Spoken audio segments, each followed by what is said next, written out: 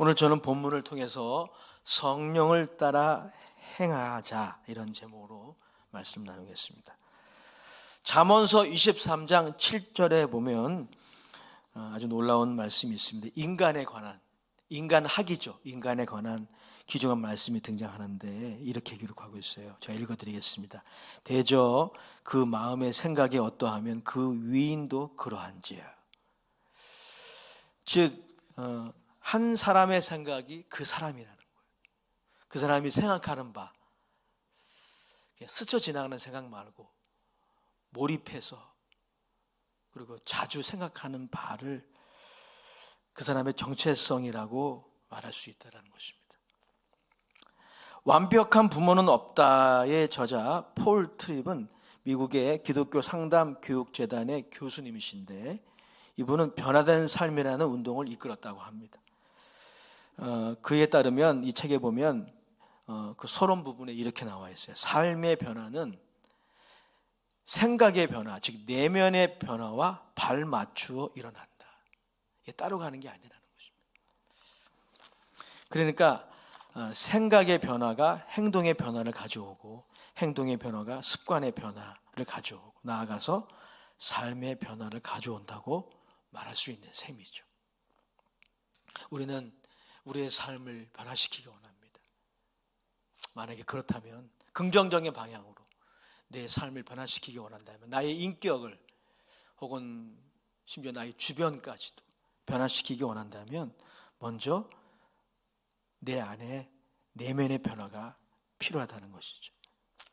사도 바울은 이러한 맥락 가운데 그리스도인이 누구인지에 대해서 본문을 통해 이렇게 정의합니다.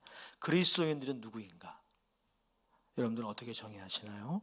교회 다니는 사람, 또 신앙의 가정에서 태어난 사람, 우리 이렇게 정의할 때가 있는데 성경에 보면 예수 믿는 사람은 어떤 사람이냐면 성령의 생각을 하며 성령을 따라 살아가는 사람이에요. 그래서 결과적으로 예수를 믿으면 어떤 일이 생기냐면요, 조금씩 일을 할지라도, 물론 어떤 사람들은 아주 급격하게 변화를 받기도 해요. 하지만 대부분은 조금씩이라도 긍정적인 변화가 나타납니다. 왜냐하면 성령의 생각을 하고 성령을 따라 살기 때문이에요. 사도 바울은 본문을 통해 왜 우리가 그리스도인들이 성령을 따라 행하는 삶을 살아야 하는지에 대한 이유, 그리고 또 그렇게 살 수 있는지에 대한 근거, 이 이유와 근거를 제시하고 있어요. 우리 같이 한번 살펴보도록 하겠습니다. 먼저 사도 바울은 7장 말미에서, 로마서 7장 말미에서 그리스도인 안에 있을 수 있는 혹은 율법 아래 살아가는 모든 인생들 안에 있는 내적 갈등에 대해 언급을 한 바가 있습니다. 그리스도인은 이러한 내적 갈등, 즉 죄의 법과 하나님의 법 사이에 있는데 이 내적 갈등에서 승리로 나아갈 수 있을까요? 여러분들 어떻게 생각하시나요? 그냥 내적 갈등으로 끝날까요? 만약 승리로 나아갈 수 있다면 그 열쇠는 무엇입니까? 그것이 오늘 본문의 요지예요. 그 열쇠는 이것이죠. 사람이 할 수 없는 것을 하나님이 하신다는 겁니다. 할렐루야. 더 정확히는 율법이 할 수 없는 그것을 하나님이 하신다는 거예요. 이미 살펴본 바와 같이 바울은 율법 폐기론자가 아닙니다. 율법은 필요 없다라고 결코 말하고 있지 않아요. 율법이 무력해서가 아니라 우리의 죄의 본성이 우리가 생각하는 것 이상으로 지독해요. 그리고 집요합니다. 그리고 치명적이에요. 늘 우리를 지배하려고 기회를 노리고 있는 것이 이 죄의 본성입니다. 그래서 율법이 이것을 할 수 없는 겁니다. 그러나 하나님은 하실 수 있어요. 1절 3절 말씀 우리 다시 읽어보겠습니다. 시작. 그러므로 이제 그리스도 예수 안에 있는 자에게는 결코 정죄함이 없나니 이는 그리스도 예수 안에 있는 생명의 성령의 법이 죄와 사망의 법에서 너를 해방하였습니다. 율법이 육신으로 말미암아 연약하여 할 수 없는 그것을 하나님은 하시나니 곧 죄로 말미암아 자기 아들을 죄 있는 육신의 모양으로 보내어 육신의 죄를 정하사. 로마서의 모든 본문이 다 위대하지만 이 1절에서 3절은 정말 위대한 본문이에요. 여기에 삼위 하나님이 다 등장하십니다. 먼저 하나님은 예수 그리스도를 보내주셨어요. 그리고 그가, 예수님이 우리와 같은 인간이 되셨어요. 우리와 같은 몸을 지니신, 인성을 지니신 인간이 되셨다는 것입니다. 그리고 그분이 어떤 일을 하셨습니까? 속죄죄의 제물로 자신을 드리셨어요. 속죄죄의 제물은 반드시 죽어야 됩니다. 피를 흘려야 돼요. 예수님이 그 일을 하신 것이죠. 그분은 자신의 육체의 죽음을 통해 정말 중요한 일을 이루셨어요. 이 예수님이 자신의 육체의 죽음으로, 영의 죽음이 아닙니다. 육체의 죽음으로 이런 일들을 우리는 매일 말해야 돼요. 매일 의지해야 됩니다. 아무리 말해도 지루하지 않아요. 아무리 말해도 지나침이 없어요.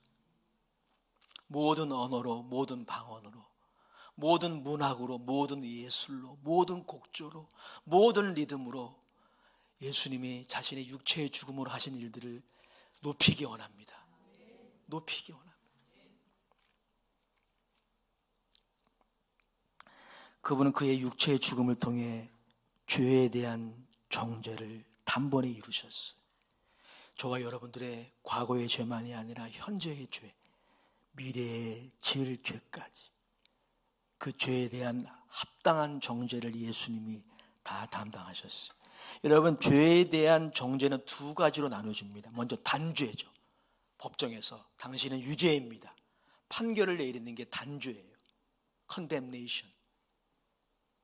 이것이 죄에 대한 정죄의 첫 번째 국면인데, 그 다음이 있어요. 두 번째는 뭐냐면 형벌입니다. 당신은 유죄이기 때문에 이러한 페널티를 지불해야 합니다. 이게 형벌이에요. 예수님은 자신의 죽음을 통해 우리가 하나님께 지은 죄에 대한 단죄와 형벌 둘 다 이루셨습니다. 예수님은 성육신과 인간이 되심을 통해서, 또 십자가의 사건, 자신의 육체의 죽음을 통해 율법의 요구를 온전히 이루신 것입니다. 율법에 합당한 요구가 있어요. 율법을 지키지 않은 자에게 율법은 합당하게 요구할 수 있어요. 그 페널티, 그 형벌을, 그 정죄를 우리 예수님이 온전히 이루셨어요. 그래서 예수님이 십자가에서 운명하실 때 헬라어로 테텔레스타이, 내가 다 이루었다. 내가 99% 이뤘으니까 1%는 너희들이 알아서 해라 하시지 않으셨어요. 기억하십시오. 여기서 언급되는 죄는 과거와 현재만이 아니라 미래의 죄까지 포함합니다. 즉 그리스도인이 되기 이전에 지었던 죄만이 아니라 그리스도인이 되고 나서 짓는 죄까지 다 포함합니다. 여러분, 그렇잖아요. 우리가 그리스도인이 되고 나서도 죄 참 많이 짓습니다. 그런데 이제 더 이상 그리스도 안에 있는 자에게는 정죄함이 없습니다. 잠시 동안 있다 없다가 다시 있는 게 아니에요. 영원히 없습니다. 혹자가 표현한 것처럼 그리스도 안에 있는 자에게 하나님은 그들에게 적대적으로 대우하지 않으십니다. 여러분들이 하나님을 어떻게 느끼시는지 잘 모르겠어요. 때로는 하나님이 나를 대적하시는 것처럼 느껴질 때가 있지 않아요? 그러나 그것은 우리의 느낌이에요. 말씀 준비하면서 우리의 느낌과 우리의 예감이라는 것이 얼마나 우리의 실제와 맞지 않는지 다시 한번 깨닫게 되었어요. 그래서 여러분, 우리의 느낌이나 예감이 중요하지 않은 것은 아닌데 너무 과신하면 안 돼요. 우리의 실제를, 하나님이 저와 여러분들을 위하여 이루신 이 위대한 실제를 우리의 느낌과 예감이 반영하지 못해요. 그때 우리에게 필요한 게 믿음입니다. 믿어야 돼요. 이 정죄 없음은 항구적인 것입니다. 그분은 잠시가 아니라 계속해서 우리를 위하십니다. 그렇게 우리는 믿어도 됩니다. 왜일까요? 사실 하나님이 자기 아들을 통해 정죄를 담당하셨다는 것은 이렇게도 표현할 수 있어요. 하나님이 몸소 그 일을 하신 것입니다. 우리 예수님을 하나님이라고 믿지 않습니까? 그것이 우리의 신앙 고백이에요. 그렇다면 여러분, 우리가 받아야 할 정죄를, 영원한 정죄를 하나님이 몸소 담당하신 것입니다. 그 하나님을 믿읍시다. 여러분의 예감과 여러분의 느낌을 과신하지 말고 이 하나님을 믿어야 합니다. 1절을 다시 읽기 원해요. 사실 오늘 1절만 여러분들이 암송하고 선언하고 돌아간다고 할지라도 저의 수십 페이지의 설교보다 이 1절이 위대합니다. 이 1절이 위대해요. 같이 읽어보겠습니다. 시작. 그러므로 이제 그리스도 예수 안에 있는 자에게는 결코 정죄함이 없나니. 아멘. 할렐루야. 게다가 이제 그리스도 안에 있는 자는 죄와 사망의 세력으로부터 벗어납니다. 2절 말씀 같이 읽어보겠습니다. 시작. 이는 그리스도 예수 안에 있는 생명의 성령의 법이 죄와 사망의 법에서 너를 해방하였습니다. 즉 여러분, 예수 그리스도 안에 있는 자는 정죄가 없을 뿐 아니라, 즉 하나님 앞에서 법적으로 의롭다함을 얻을 뿐 아니라 실제적으로 죄와 사망의 세력으로부터 벗어나게 되는 것입니다. 여러분, 죄와 사망의 법이라고 하는 이 법이라고 하는 단어는 세력, 힘, 권세를 의미한다고 보면 됩니다. 그런데 성령님은 어떤 일을 하십니까? 우리들을 그리스도인의 신분으로 바꿔주실 뿐 아니라 본성으로나 다른 면에서 죄의 법에서 해방되게 하십니다. 물론 여전히 죄를 짓기도 하지만 말입니다. 이 부분은 이미 로마서 강의를 통해 지속적으로 나누었던 부분이죠. 두란노 하우 주석에 따르면 이렇게 해석하고 있어요. 제가 인용하겠습니다. 이제 그리스도인들은 예수 그리스도의 사건을 통해 율법이 주관하는 옛 영역에서 성령이 주관하는 새로운 영역과 주권 아래로 이전한 것입니다. 정권이 바뀌었어요. 여전히 우리는 죄를 짓기도 하지만 이제 우리는 율법이 주관하는 옛 영역의 지배를 받는 존재가 아니라 생명의 성령의 법에 지배를 받는 존재가 된 것입니다. 성령께서 그 일을 하십니다. 우리 인생 가운데 오셔서 죄와 사망의 세력으로부터 우리를 자유케 하는 그 일을 하시는 것입니다. 우리는 이 지점에서 성령을 따라 사는 삶이 무엇인지 발견하게 됩니다. 오늘 설교의 주제에 대해서 해답을 찾게 되는 것입니다. 오늘 본문에 따르면 성령을 따라 살아가는 삶은 성령의 일을 생각하는 삶입니다. 오늘 본문 4절에서 우리 9절까지를 쭉 읽겠습니다. 시작. 육신을 따르지 않고 그 영을 따라 행하는 우리에게 율법의 요구가 이루어지게 하려 하십니다. 육신을 따르는 자는 육신의 일을, 영을 따르는 자는 영의 일을 생각하느니 육신의 생각은 사망이요 영의 생각은 생명과 평안이니라. 육신의 생각은 하나님과 원수가 되나니 이는 하나님의 법에 굴복하지 아니할 뿐 아니라 할 수도 없습니다. 육신에 있는 자들은 하나님을 기쁘시게 할 수 없느니라.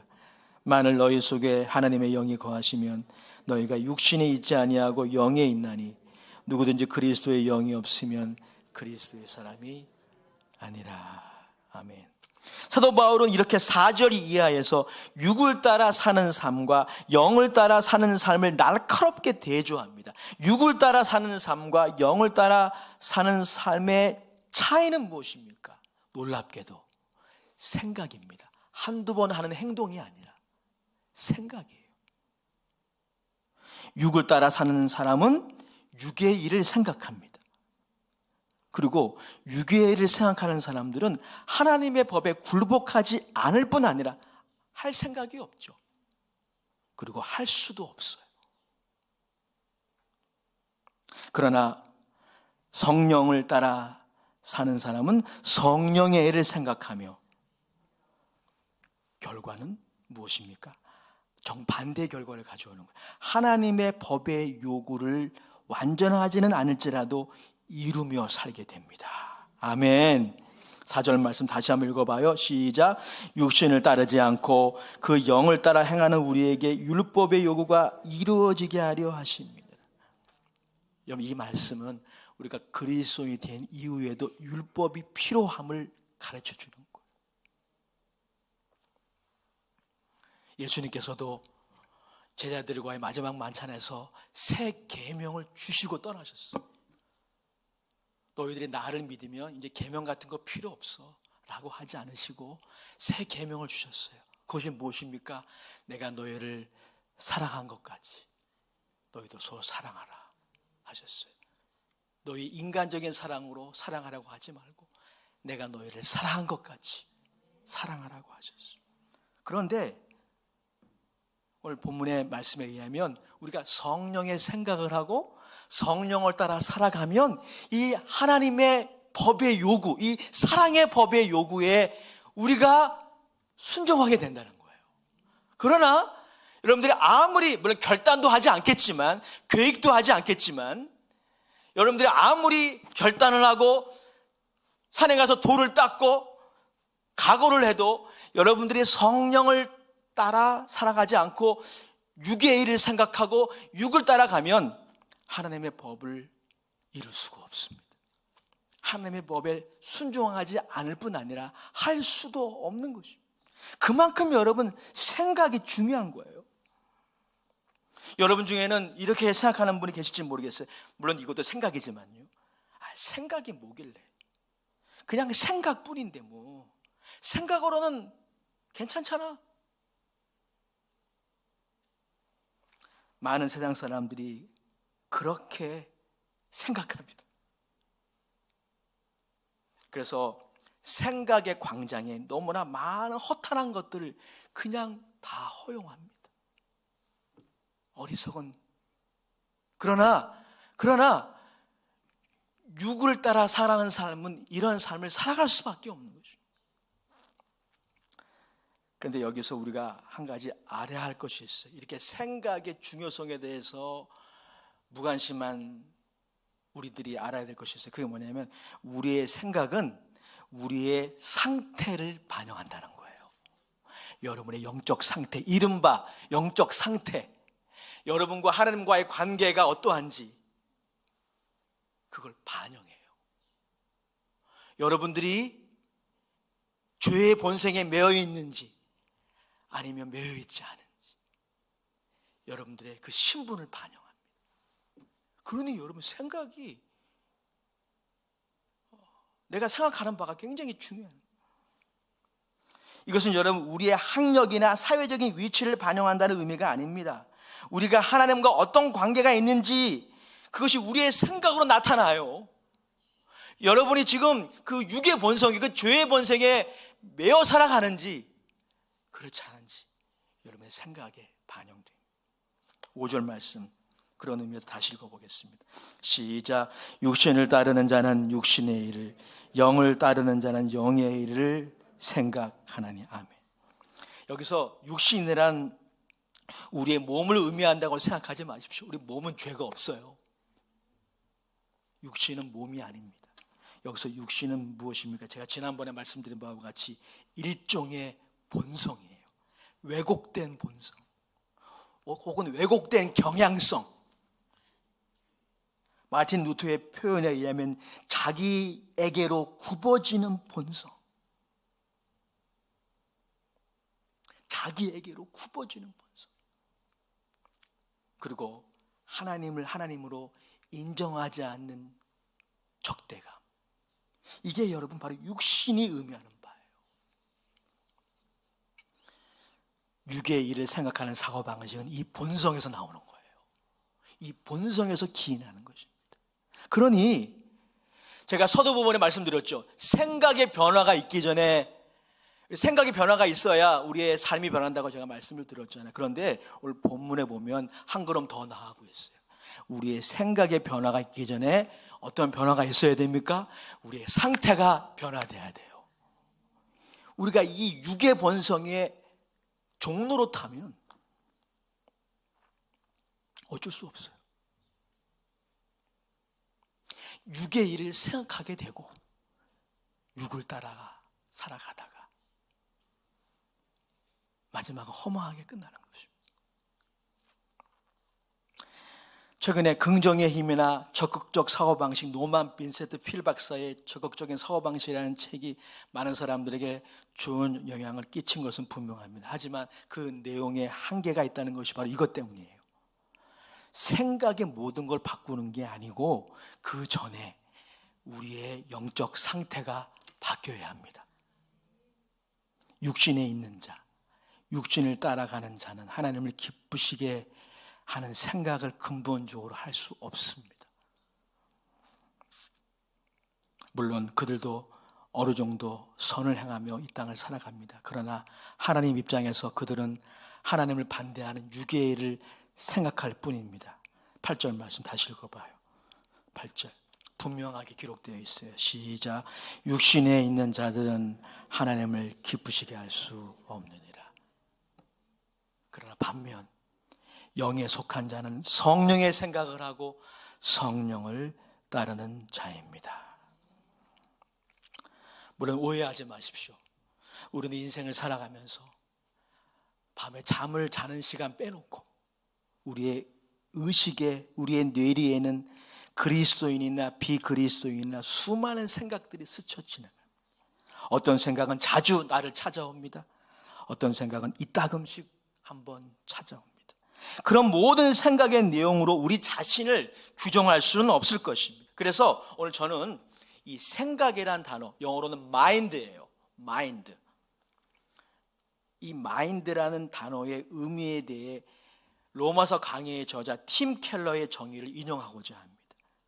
그는 탁월하게 정의했어요. 여기서 이 생각이라는 단어는 우리가 창밖을 바라보면서 어디 버스 타고 가다가 창밖을 바라보면서 그냥 우리에게 스쳐 지나가는 그런 생각들이 아니라 이런 것이죠. 의도적으로 무언가에 집중하고 몰두하거나 어떤 것에 완전히 사로잡혀 상상하고 주의를 기울이는 것. 이게 생각의 의미예요. 마인드의 의미입니다. 다시 말씀드릴게요. 그냥 스쳐 지나가는 생각이 아니라 의도적으로 무언가에 집중하고 몰두하거나 어떤 것에 사로잡혀 상상하고 주의를 기울이는 것. 이게 바로 오늘 성경에 나와 있는 생각의 의미예요. 즉 어떤 사람이 어떤 대상에 몰두하고 그것을 사랑하고 거기에 사로잡히는지에 관한 것이 바로 생각이에요. 저와 여러분들의 생각은 그럼 어떠합니까? 한번 진단해 봅시다. 기억하십시오. 생각은 생각으로 끝나지 않습니다. 특별히 왜곡된 생각은 치명적인 결과를 가져와요. 그 왜곡된 생각, 실제와 달라요.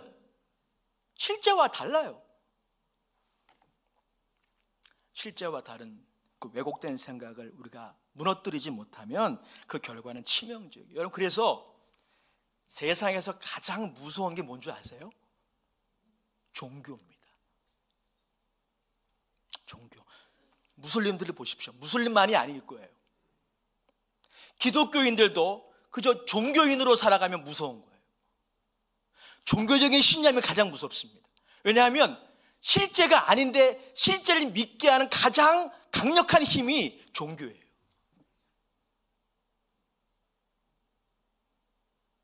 무서운 거예요.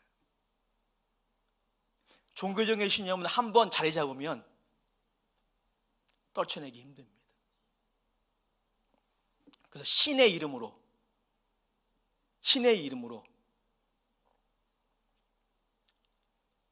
테러를 하는 거예요. 그건 이스라엘도 하마스도 마찬가지. 유대교나 이슬람교나 마찬가지. 기독교도 교회사를 보면 그런 짓을 했어요. 기독교도. 왜곡된 생각의 견고한 진을 우리가 무너뜨리지 못하면 결과는 치명적입니다. 6절 말씀 다시 읽어요. 6절 시작. 육신의 생각은 사망이요 영의 생각은 생명과 평안이니라. 완전히 달라요. 그 결과가 완전히 달라요. 한때 영국에서 미국으로 이민을 많이 갔다고 그래요. 신대륙을 개척하기 위해서 많은 이민자들이 영국 리버풀을 출발해서 배를 타고 신대륙으로 건너갔습니다. 그런데 영국 리버풀에서 배를 탔을 때 그 배의 키를 조금만 북쪽으로 하면 뉴욕에 도착했다고 합니다. 그러나 조금만 남쪽으로 키를 조정하면 뉴욕보다 한참 미친 보스턴에 도착했다고 해요. 작은 차이가 큰 결과의 차이를 만들어내는 거죠. 사랑하는 여러분, 그러므로 성령을 따라가는 삶은 성령의 일을 생각하는 삶입니다.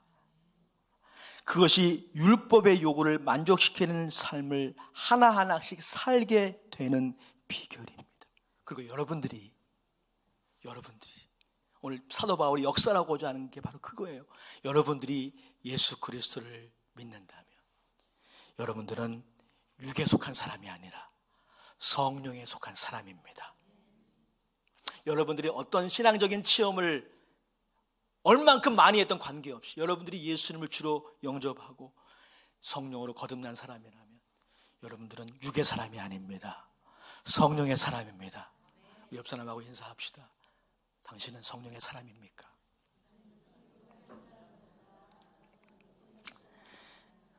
기억하십시오. 우리가 때론 죄를 짓습니다. 때론 정죄의식에 시달립니다. 무거운 근심에 눌립니다. 그러나 여러분 기억하십시오. 여러분의 이게 주신 하나님이 허락하신 이 실제는 변하지 않습니다. 변하지 않아요.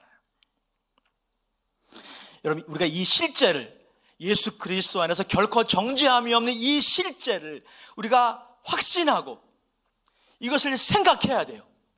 이걸 생각해야 돼요. 이게 성령의 생각입니다. 이것이 성령의 일을 생각하는 것입니다. 우리 이것을 생각할 때 이것이 바로 치열한 내적 갈등에 머물러 있지 않고 그 자리에서 성장하는 비결입니다. 또한 우리를 가끔 붙잡는 습관적인 죄를 이기는 비결이에요. 여러분 모두가 다 성령의 일을 생각하시길 축복합니다. 그러면 성령의 일은 무엇입니까?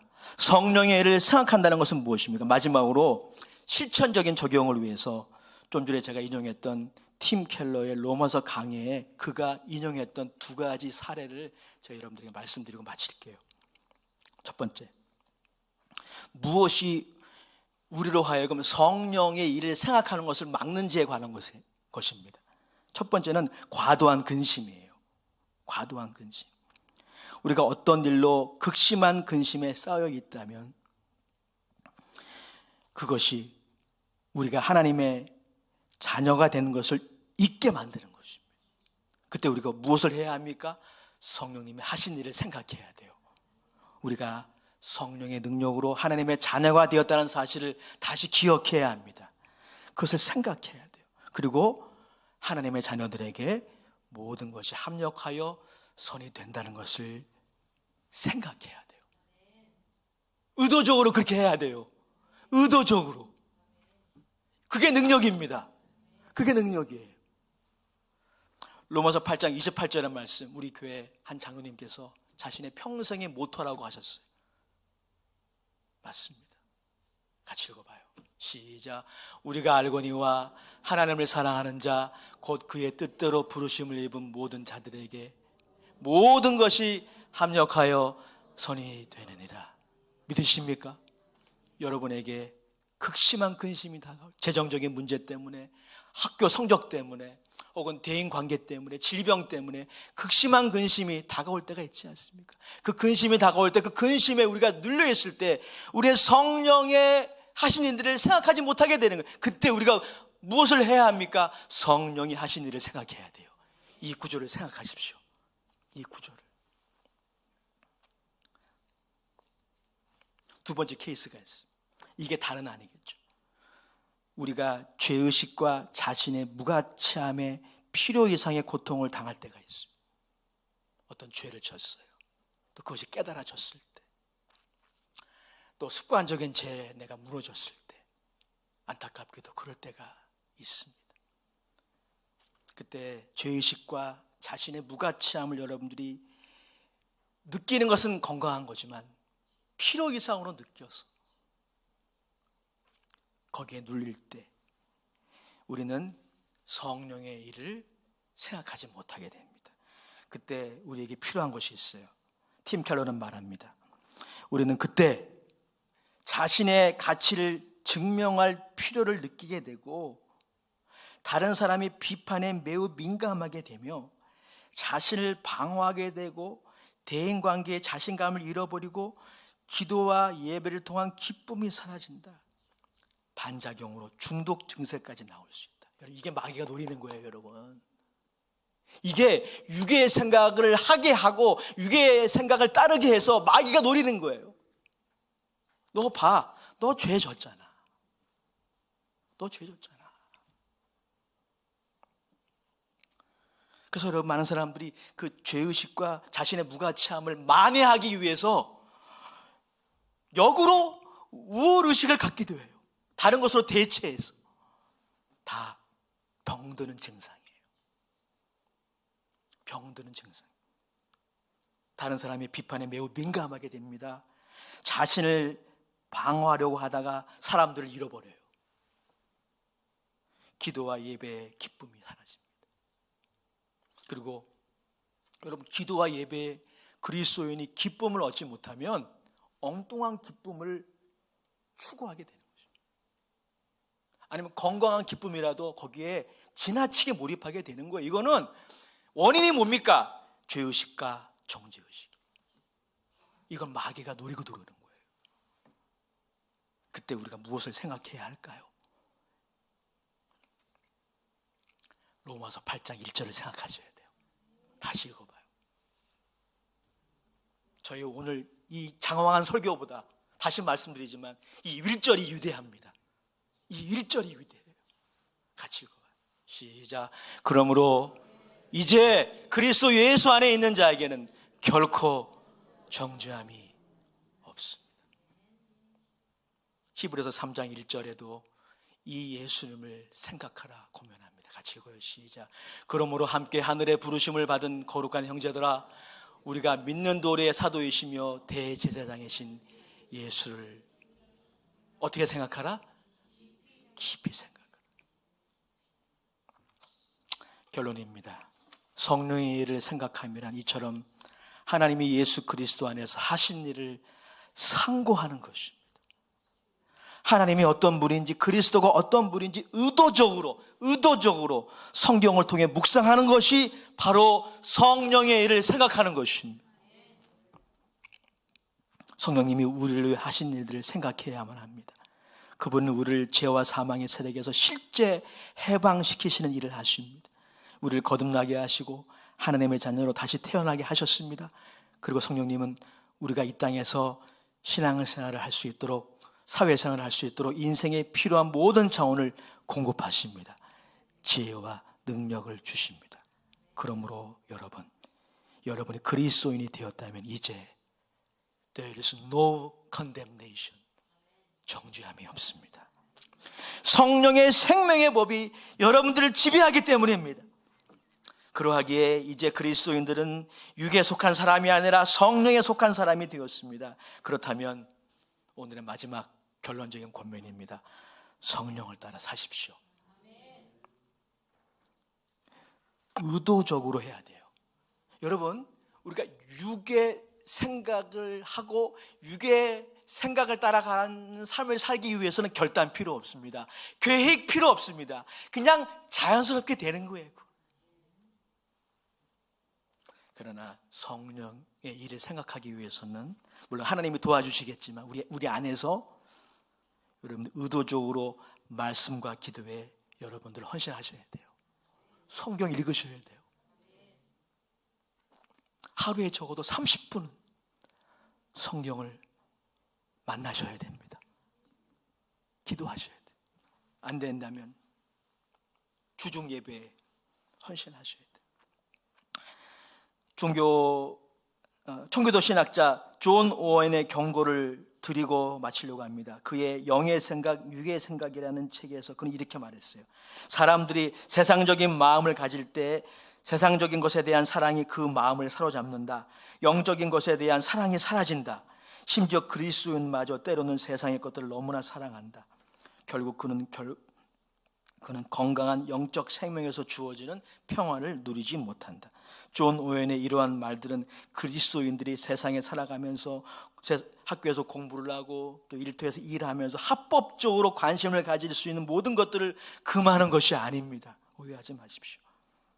다만 성령의 일에 대한 갈망이나 기쁨을 상실할 정도로 세상에 대한 사랑이 우리의 마음을 사로잡아서는 안 된다는 것입니다. 한 주간 동안 저와 여러분들의 모습을 점검합시다. 나는 무엇을 집요하게 생각하고 있는가? 혹시 특별히 제가 1부에 때도 이 부분을 말씀드리고 결론을 내렸는데 혹시 여러분 신앙생활을 하면서 누군가를 정죄하는 마음이 여러분들 고통스럽게 한 적이 있지 않습니까? 아마 있었을 거예요. 저에게도 있어요. 누군가를 정죄하는 마음. 그것도 여러분들을 공격하는 사단의 전략이에요. 그때 성령의 일을 생각하셔야 돼요. 그런 의미에서 다시 한번 로마서 8장 1절 읽고 마칩시다.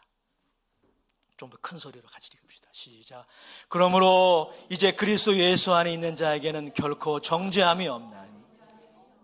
아멘. 한 주간 성령의 일을 생각하는, 성령님을 따라가는 우리 청년들, 우리 장년들, 우리 모두가 되시기를 축원합니다. 아멘. 아버지 하나님, 성령을 따라 행하기를 결단합니다. 성령의 일을 생각하는 데 있어서 인색했던 것을 회개합니다. 우리가 그리스도인이 되었지만 그래서 우리가 많이 방황했습니다. 우리 인생을 많이 낭비했습니다.